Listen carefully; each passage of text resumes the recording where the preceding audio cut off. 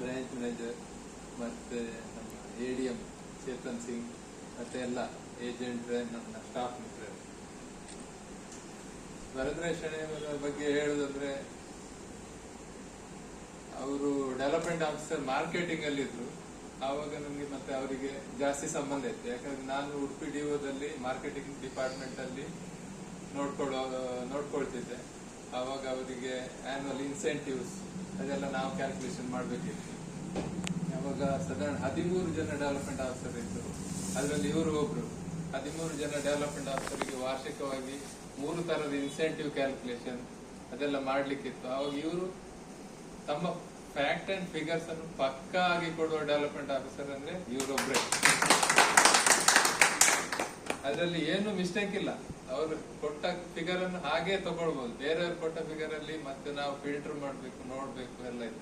But ಇವರು facts and figures ಕೊಡೋದ್ರಲ್ಲಿ ಯಾವುದೇ tariff change ಆದಾಗ ಅದರ ರೇಟ್ ಸ್ಟಡಿ ಮಾಡಿ ಅದ್ರ ಬಗ್ಗೆ ಟಿಪ್ಪಣಿ ಮಾಡಿ ಇಟ್ಕೊಳ್ಳೋದ್ರಲ್ಲಿ ಎಲ್ಲದರಲ್ಲಿ ಇವರು ತುಂಬಾ ಉತ್ತಮ.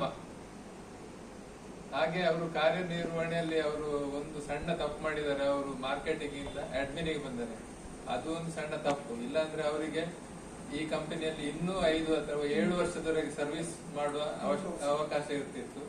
ಅವರು ಮಾರ್ಕೆಟಿಂಗ್ ಅಡ್ಮಿನ್ ಬಂದದ್ರಿಂದ ಅವರಿಗೆ ಇವತ್ತೇ ಅವರ ಸರ್ವಿಸ್ ನ ಕೊನೆಯ ದಿನ ಆಗಿರ್ತದೆ ಈ ಕಂಪನಿಯಲ್ಲಿ. ಈ ರಿಟೈರ್ಮೆಂಟ್ ಅನ್ನೋದು ಎಲ್ಲರ ಲೈಫ್ ಅಲ್ಲಿ ಇರ್ತದೆ. ಸರ್ವಿಸಿಗೆ ಸೇರಿದವರು ಒಮ್ಮೆ ರಿಟೈರ್ಡ್ ಆಗ್ಲೇಬೇಕು. ಹಾಗೆ ಅವರು ಇವತ್ತು ರಿಟೈರ್ಡ್ ಆಗ್ತಾ ಇದ್ದಾರೆ. ಅವರ ಮುಂದಿನ ಲೈಫ್, ರಿಟೈರ್ಮೆಂಟ್ ಲೈಫ್ ಹೆಲ್ದಿಯಾಗಿ, ಹ್ಯಾಪಿಯಾಗಿ, ಸುಖಕರವಾಗಿರ್ಲಿ. ಮತ್ತೆ ಅವರು ಮತ್ತೆ ನಾನು ಒಟ್ಟಿಗೆ ಕಾರ್ಯನಿರ್ವಹಿಸುವ ಒಂದು ಯೋಗ ಬಂದಿತ್ತು. 2003ರಲ್ಲಿ ಇವರು ಇಲ್ಲಿಂದ ಮಣಿಪಾಲಕ್ಕೆ ಇವರಿಗೆ ಟ್ರಾನ್ಸ್ಫರ್ ಆಯಿತು.